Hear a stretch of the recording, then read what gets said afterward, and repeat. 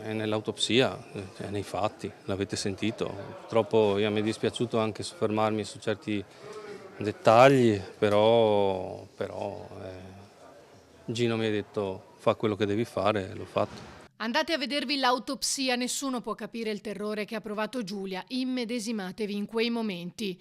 L'avvocato Tigani, difensore di Gino Cecchettin, si è rivolto alla Corte leggendo alcune parti dell'esame autoptico per far capire loro l'accanimento di Turetta verso Giulia, anche quando ormai era senza vita. Colpi inferti ovunque, ha sottolineato, anche quando la vittima era rannicchiata su se stessa perché senza più difese. Gli avvocati delle parti civili, oltre Gino, la sorella Elena, il fratello Davide e la nonna Carla, gli zii, hanno chiesto nel complesso oltre 2 milioni di risarcimento. Riteniamo che una richiesta di oltre 1 milione di euro che abbiamo avanzato sì, sia importante, ma non sia assolutamente paragonabile a quella che è la perdita di una figlia, per di più una figlia come era Giulia. Assente in aula Gino Cecchettin. Ci siamo sentiti ieri sera, ci siamo salutati, mi ha fatto in bocca al lupo, ci siamo abbracciati virtualmente. Presente invece lo zio paterno Alessio, difeso dall'avvocato Pietro Coluccio. Non c'è più Giulia.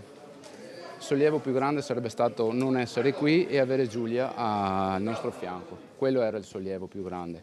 Per tutto il resto lasciamo fare la giustizia. Per l'avvocato di Elena Cecchettin, Giulia deve essere un simbolo. Giulia deve essere un simbolo dentro l'aula e fuori l'aula, perché sono tutti uguali, gli uomini affetti da analfabetismo emotivo, gli uomini che hanno l'anima di marmo. Filippo ha ucciso Giulia per motivi abietti e futili, perché l'ha punita, perché non riusciva a tollerare che lei potesse essere felice senza di lui, l'ha detto chiaramente. Noi abbiamo chiesto la pena giusta per Filippo.